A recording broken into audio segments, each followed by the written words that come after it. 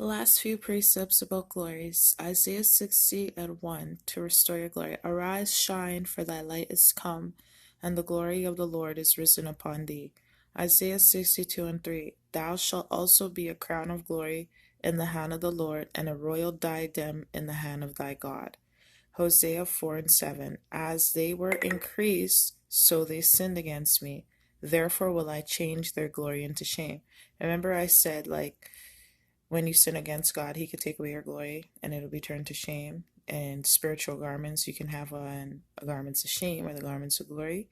And what you're wearing in the spiritual realm determines your life in the natural realm. All right. Now here's another precept to restore your glory, and this is the last one. Hagar 2 and 9. The glory of this later house shall be greater than of the former, says the Lord of hosts. And in this place will I give peace, says the Lord of hosts. So these are precepts how to restore your glory, and obviously you would be including your own prayer with the scriptures.